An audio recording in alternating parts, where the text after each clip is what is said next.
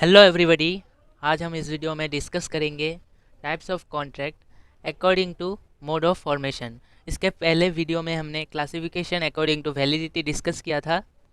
अब हम उसका दूसरा जो है मोड ऑफ फॉर्मेशन उसको हम डिस्कस करेंगे। इसमें हम 3 कॉन्ट्रैक्ट डिस्कस करेंगे। मोड ऑफ फॉर्मेशन के अंदर 3 कॉन्ट्रैक्ट आते हैं। पहला है एक्सप्रेस कॉन्ट्रैक्ट, दूसरा है इम्प्लाइड कॉन्ट्रैक्ट एंड तीसरा है क्वासी कॉन्ट्रैक्ट और कंस्ट्रक्टिव कॉन्ट्रैक्ट, जिसको हम कंस्ट्रक्टिव कॉन्ट्रैक्ट भी कह सकते हैं। ये भी एक एग्जाम के पॉइंट ऑफ व्यू से एक इम्पोर्टेंट क्वेश्चन है, क्योंकि कभी कभी ऐसा भी आ सकता है कि क्लासिफिकेशन अकॉर्डिंग टू फॉर्मेशन के अंदर कौन कौन से कॉन्ट्रैक्ट आते हैं उसको आप एक्सप्लेन कीजिए। ऐसा भी क्वेश्चन आता है गुवाहाटी यूनिवर्सिटी के अंदर। ये एक इम्पोर्टेंट क्वेश्चन है। देन हम क्लासिफिकेशन अकॉर्डिंग टू फॉर्मेशन के अंदर क्या क्या कॉन्ट्रैक्ट आते हैं उसको हम डिस्कस करते हैं और हम इसका कॉन्सेप्ट जो है समझते हैं। Then let's begin. पहला है कॉन्ट्रैक्ट्स में be classified according to their formation as follows. पहला है एक्सप्रेस कॉन्ट्रैक्ट।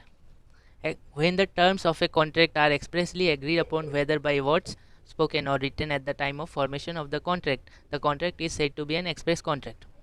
एक्सप्रेस कॉन्ट्रैक्ट एक ऐसा कॉन्ट्रैक्ट है जिसमें हम एक पार्टी के साथ कॉन्ट्रैक्ट में एंटर करते हैं, या तो बोल के या फिर लिख के, at the time of formation of the contract. जब कॉन्ट्रैक्ट बनाया जा रहा हो तभी हम या तो बोल के या फिर लिख के एक पार्टी के साथ कॉन्ट्रैक्ट में एंटर करते हैं। इसको हम एग्जांपल की मदद से समझते हैं। For example, A says to B, will you purchase my bike for ₹20,000। B says to A, yes. इसमें ए ने बी को कहा, will you purchase my bike for ₹20,000, क्या आप मेरे या तुम मेरे बाइक को परचेज करोगे फॉर ₹20,000। बी ने कहा यस। इसमें ये एक एक्सप्रेस कॉन्ट्रैक्ट है, क्योंकि इसमें ए ने उसको ऑफर दिया कि आप मेरा बाइक खरीदोगे, और बी ने बाय वर्ड स्पोकन कह के एक कॉन्ट्रैक्ट में एंटर कर गया।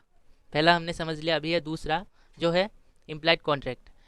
ए contract inferred by the conduct of persons और the circumstances of the case is termed as implied contract.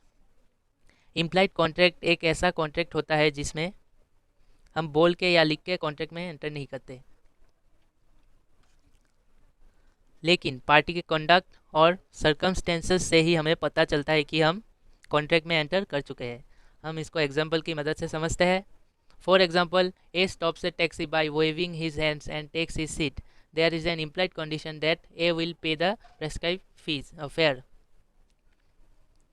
A stops, A ने by waving his hands taxi को रोका और उसमें बैठ गया। इसमें एक इम्प्लाइड कंडीशन है that A will pay the prescribe fee. जब ही ए टैक्सी के अंदर बैठा तो टैक्सी ड्राइवर और ए के बीच में टैक्सी ड्राइवर और ए एक कॉन्ट्रैक्ट में एंटर कर चुके हैं, जिसमें टैक्सी ड्राइवर ए को अपने जहाँ पर जाना होगा उस जगह पर पहुँचाएगा और उसके बदले में ए एक प्रेस्क्राइब फी उसको पे करेगा। एक अदर एग्जांपल लेते हैं। जैसे बच्चे स्कूल में जाते हैं, हम लोग स्कूल में जाते हैं या कॉलेज में जाते हैं।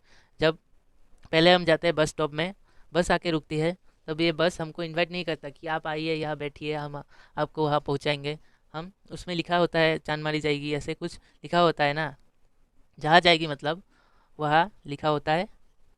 हम उस बस में बैठ जाते हैं।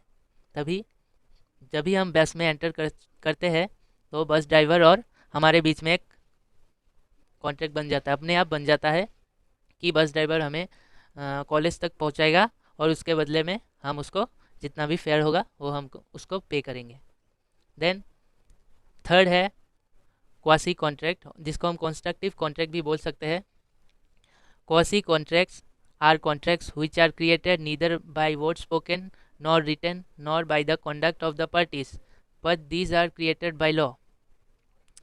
एक क्वासी कॉन्ट्रैक्ट ऐसा कॉन्ट्रैक्ट होता है which are created neither by word spoken nor written nor by the conduct of the parties, जिसमें पार्टी का कोई भी इंटेंशन नहीं होता लॉ मतलब कॉन्ट्रैक्ट में एंटर करने का, ना कि बोल के, ना तो लिख के, ना ही इम्प्लाइड कंडीशन से, बल्कि लॉ की वजह से वो कॉन्ट्रैक्ट में एंटर करते हैं। इसको हम एग्जाम्पल की मदद से अच्छी तरह से समझते हैं। If A leaves is good at B shop by mistake and B treats the good at his own, then it is for B to return the goods or to compensate the price.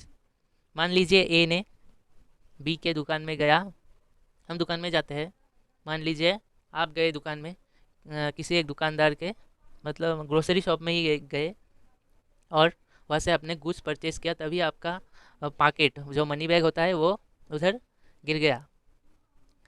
Then B जो कि मतलब दुकानदार है, उसका ये फ़र्ज़ बनता है, रिस्पॉन्सिबिलिटी मतलब उसका ये फ़र्ज़ बनता है, कर्तव्य बनता है कि वो गुड्स जो पैकेट है वो आपको रिटर्न करे, या अलग और कुछ भी हो तो उसका प्राइस आपको कॉम्पेंसेट करे। ठीक है, तो हम अकॉर्डिंग टू फॉर्मेशन ये 3 कॉन्ट्रैक्ट डिस्कस किया है। पहला है एक्सप्रेस कॉन्ट्रैक्ट, दूसरा है इम्प्लाइड कॉन्ट्रैक्ट, तीसरा है क्वासी कॉन्ट्रैक्ट। तो I hope you understand the concept and meaning, and if you have any doubt, अगर आपको कोई भी डाउट हो तो आप मुझे कमेंट सेक्शन में पूछ सकते हैं, मैं आपका रिप्लाई दूंगा। ठीक है, देन अब हमारा एक ही टॉपिक बच गया है, जो है परफॉर्मेंस के अकॉर्डिंग हम कॉन्ट्रैक्ट्स को कैसे मतलब क्लासीफाइड कर सकते हैं, वो हम अगले वीडियो में डिस्कस करेंगे।